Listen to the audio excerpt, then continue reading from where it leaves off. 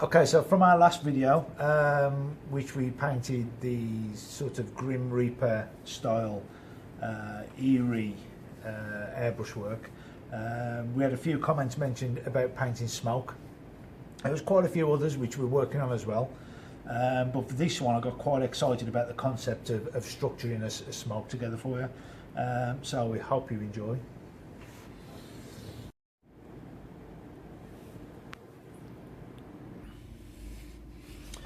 Okay, so before we start, I've just cut a piece of A4, just in some various shapes. You can see I've got a reference picture. I'm not going to try and recreate this picture, but just looking at some of the shapes, we can try and replicate it. I've got a couple more here, just some shapes I've just cut with a blade. Just to give me a negative and a positive, so I've got both sides of it.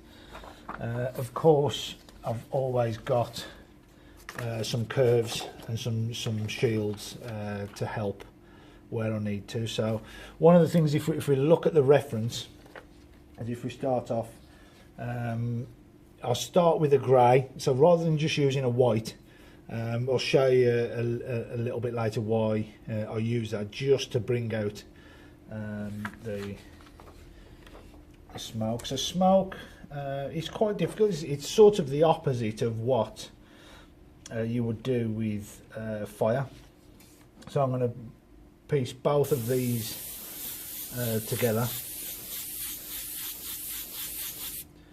just to lightly start and add some of the shapes that I'm looking for. I'm going to mix this with freehand as well.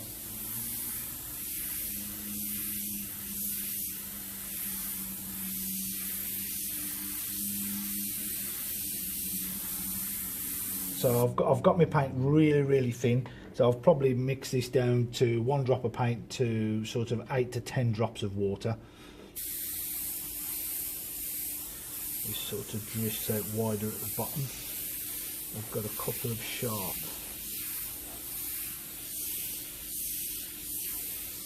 So speed plays a big part here, so that the slower we move, if I just use it on this, the slower we move, we sort of end up with this sort of quite wobbly, uneven sort of line. We can flood it, because the paint's quite thin, it can flood out as well, but if we start to move a little sharper, we get a cleaner sort of line. So I'm going to drop these back this side. So rather than piecing the two together, what we can do is I want to go quite close to the shield and just drift that side in. What I want to be careful of is not to make it look too much like fire. So I'm just going to overlap that, leave a little bit of that showing.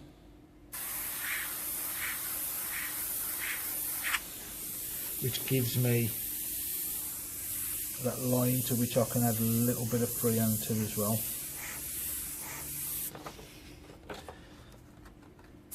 And I completely overlap that one, just to give it a little bit of sharpness.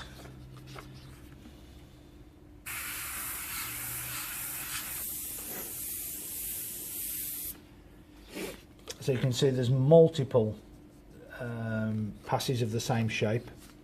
So let me try and find a shape which I'm going to be happy with. That drifts up off there. Yeah, I suppose that could do it.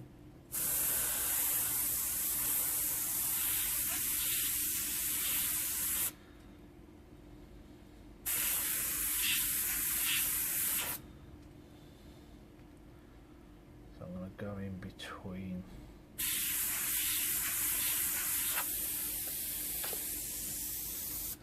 That as well, so they curve over.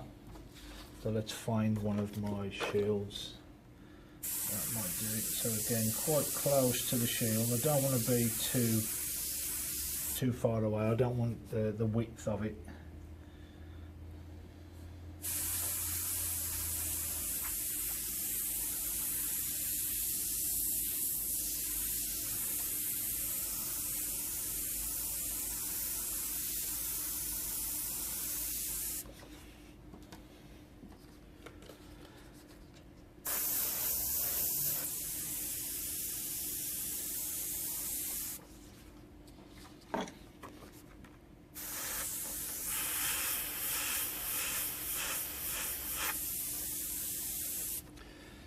So to get that smoother, see how harsh these are and quite sharp, to get that uniform but smoother sort of fade to it, I've kept the shield away from the surface, just to give it, still keeps it uniform, but we get that nice soft piece we're looking for. So again, I find one of the shapes, there's quite a lot of background pieces sort of happening.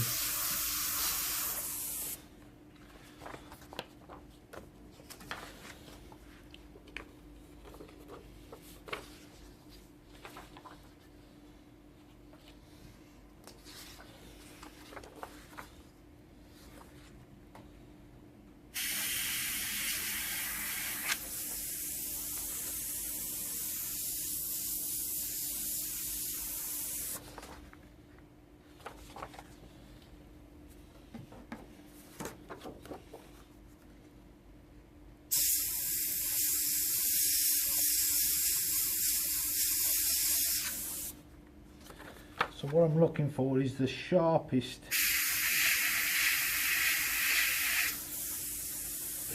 parts in the reference.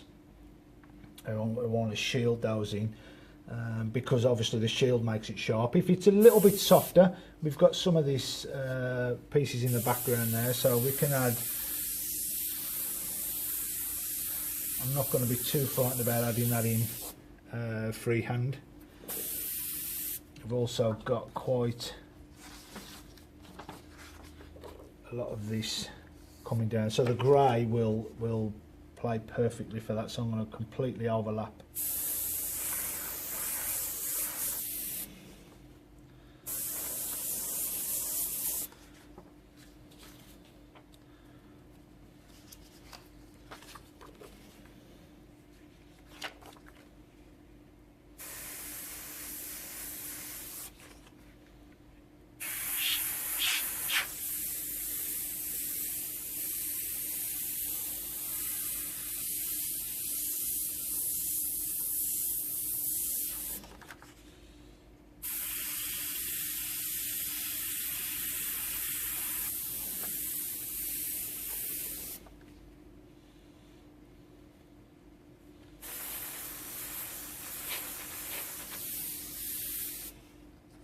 And also look at the difference in some of the lines or the strokes, because some of them are quite a little bit thicker, so I'm going to keep this one a little bit thicker. Let's drift a little bit of a wiggle coming from this side, so I'm going to drift that one over from there.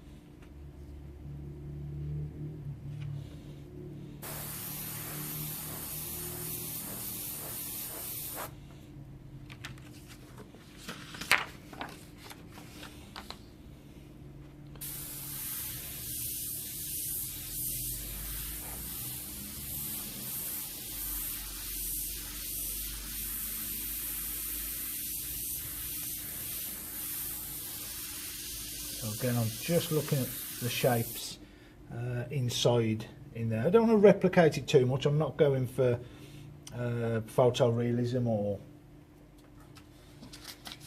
trying to make it too accurate. I just want to be influenced by some of the shapes.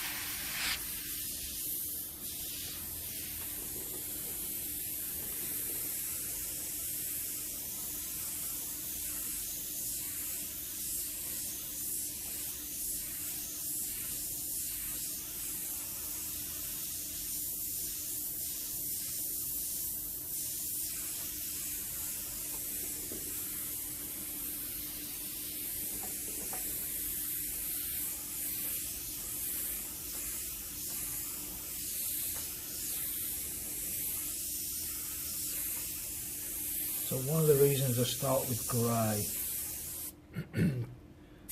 is this sort of background noise that seems to go on. A lot of people miss. I'm remembering that obviously if it's sharp, then I'm going to need to shield it. If it's quite soft, then I'll freehand.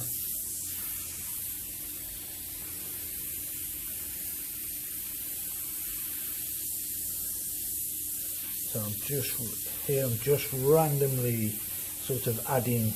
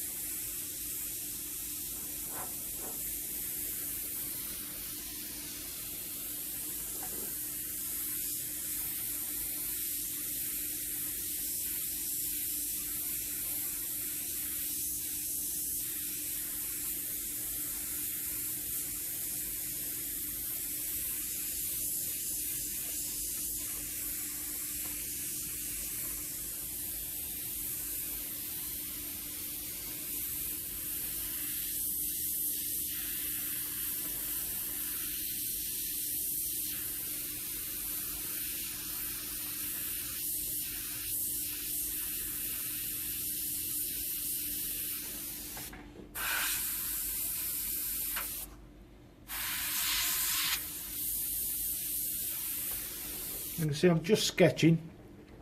I'm just adding in the shapes that I see. Again, if it's sharp, we can see it's sharp, so I'm going to shield it. I'm not going to worry too with the brightest parts here. This is why we go with grey first, and then we go back in with white after, just to lighten it up. And what we tend to get is this really cool colour shift. As part of normal everyday airbrushing, we've sort of all learned to not use white for highlighting because of the colour shift that you get this blue shift. But this is what I want this to happen. You know, a lot of my custom work that I used to do for skulls and things like that, I always still used white to highlight. I think it just adds to it. So I think I'm quite happy with what I've got there. We got it, you know, it looks like smoke, but I've got my base. This is what I'm looking for, just the base of what I need. I think I'm just going to tie that one in a little bit more.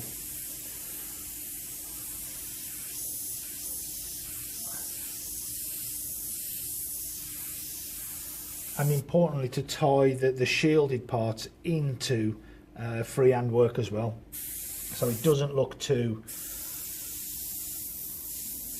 structured.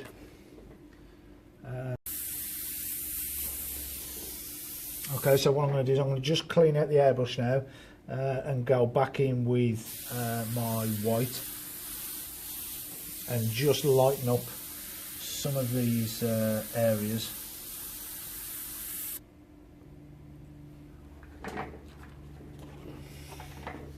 Okay, so I want to look at the brightest parts. Again, if I need to use my shield or all the cutouts that I've used, just to sharpen.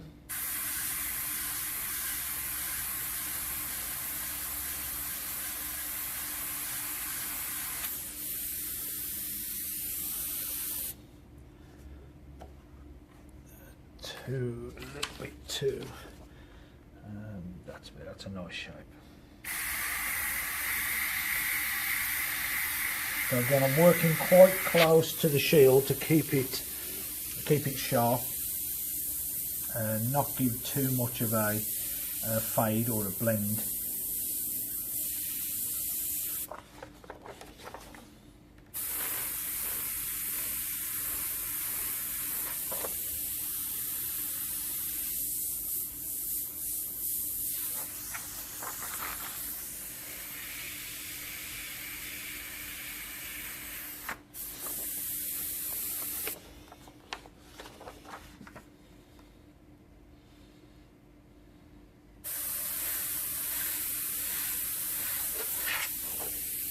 So I don't necessarily have to follow what's there. So I've got my guide. I can choose to add either another completely new layer over the top,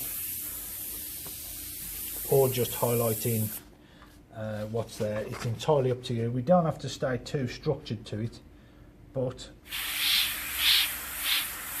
hopefully you should be able to see the difference the white is making to it. So the grey underneath sort of starts to become more subdued. I quite like that little piece there. I'm just going to put that little bit in and do the reverse.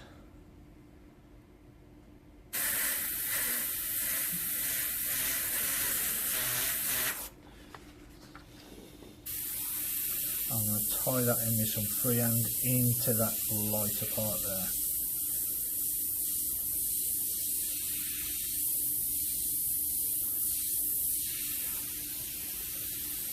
So I am going to just lighten that up slightly.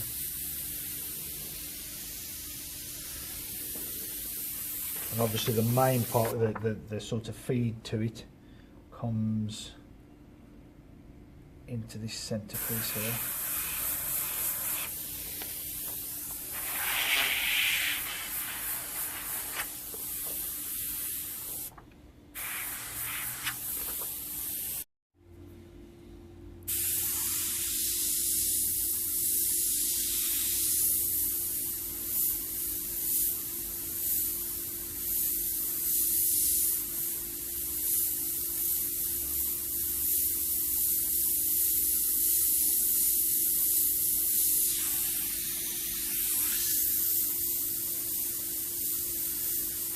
So again, you notice that rather than trying to add just one complete heavy stroke, 1, 2, 3, 4, 5, 6, 7, 8, 9, 10 passes just on that little piece there, just to make it as bright as I wanted.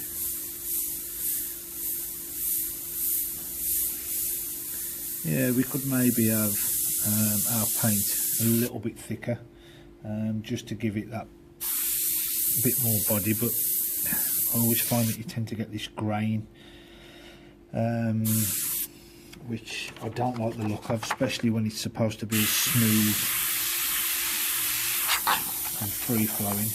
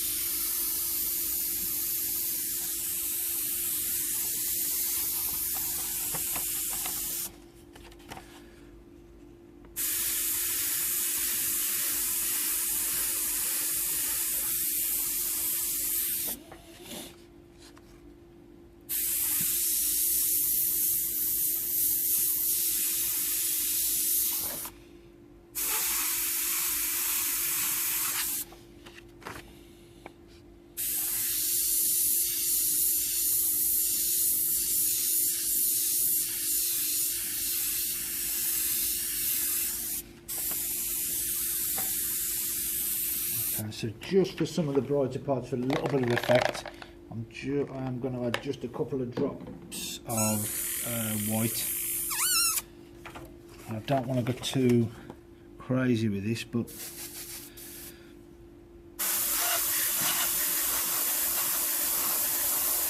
just to boost that up. Oh yes, look at that.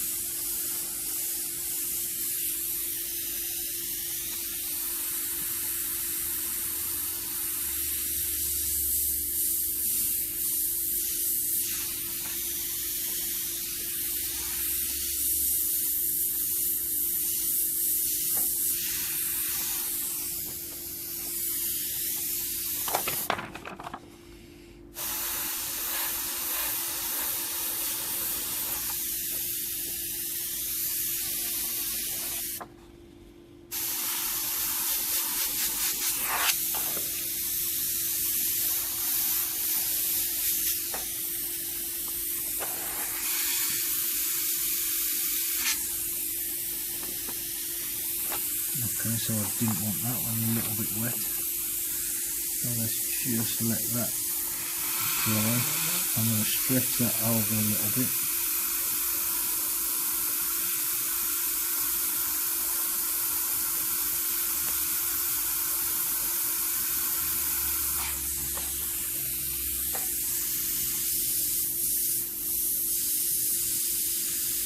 Just to hide that little mistake.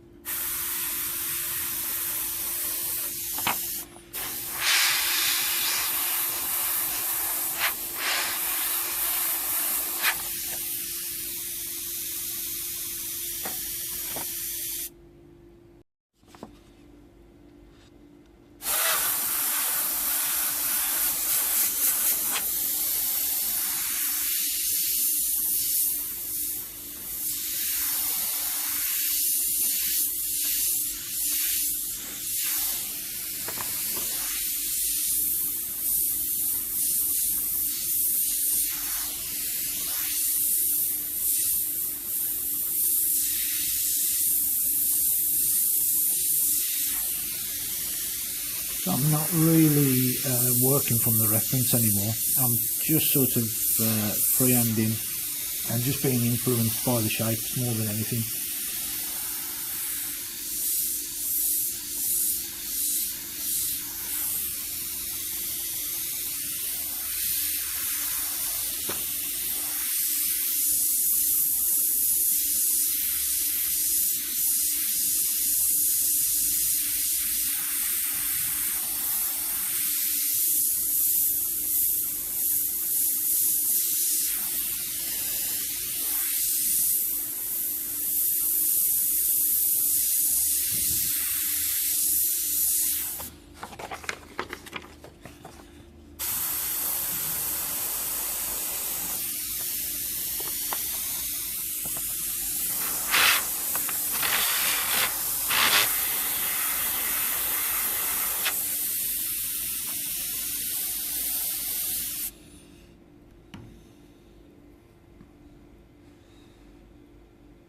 And there we go, our quick guide to airbrushing smoke.